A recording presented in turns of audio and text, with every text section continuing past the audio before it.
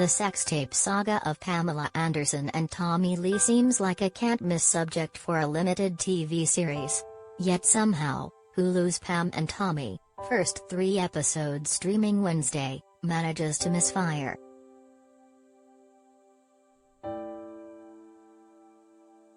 It's not for lack of trying. The scene in which Tommy talks to his penis, and it talks back, is proof of that. If anything, the series tries too hard.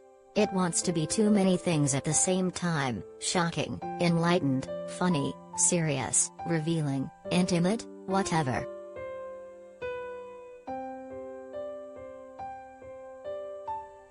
This is not to say that a great series can't be all of those things. It can. It should be. This one just isn't. It's all over the place, in other words, and it's a mess.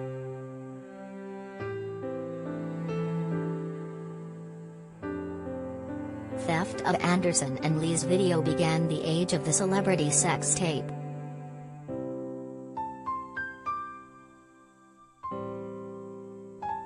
The actors, including Lily James as Anderson and Sebastian Stan as Lee, are game.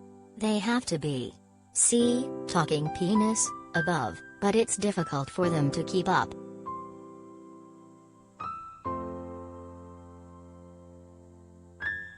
Anderson begins the series as a good-time party girl who morphs into a wise champion of women's rights at the drop of a hat, or video.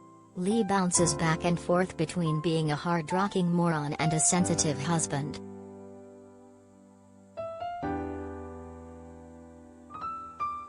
If you're not aware of their story, Anderson was an actress on Baywatch who also appeared in Playboy. Lee was the drummer in Motley Crue, perhaps the ultimate big hair, small brains band of the 1980s.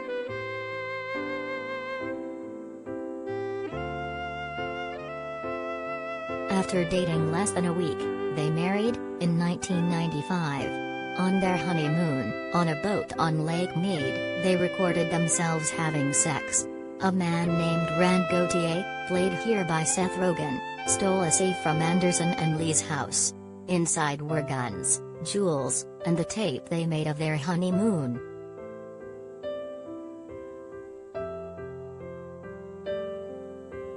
Gauthier went to a pornography producer called Uncle Mitty, Nick Offerman, another member of the stellar cast. After being turned down by every porn studio around, they decided to post the video on the burgeoning internet, where it went viral. It brought about the age of the celebrity sex tape. It's difficult now to express how shocking such a notion was, or how relatively routine it would become.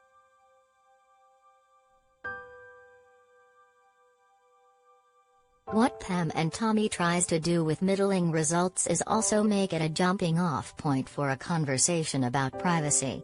Which it should be. Dim bulb Tommy is predictably furious at first, sticking a shotgun in Gauthier's face when Gauthier comes to collect his toolbox after Lee refuses to pay him several $1,000s, which sets the whole thing in motion.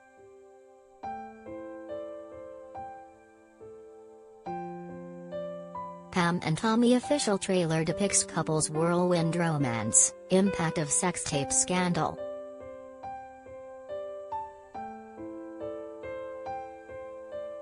James and Stan have a lot to do as Anderson and Lee.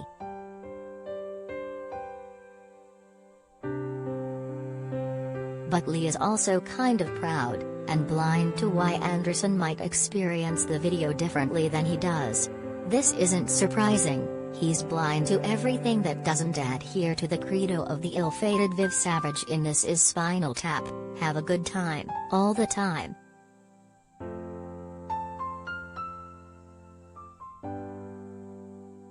Except when he's not. Occasionally he cooks Anderson dinners and dotes on her and relishes the prospect of fatherhood. Certainly Lee, like anyone else, is capable of such swings, even sudden ones. But in this telling they don't make as much narrative sense.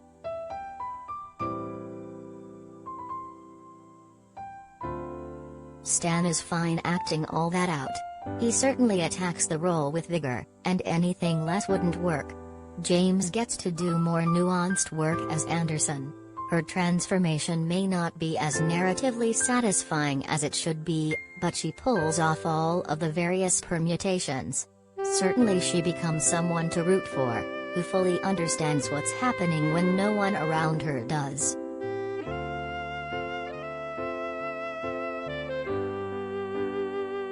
The production values are outstanding. I lived through the 90s and still couldn't tell you exactly what that vibe was, but this captures it. We don't see much of Lee the musician, other than banging around on his drum kit in the garage or occasionally joining his bandmates in the studio. Jeremiah's Nikki Sixx comes off as the brains of the operation.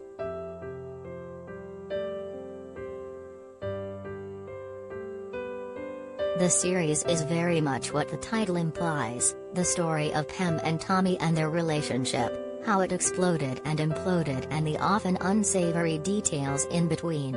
And not much more.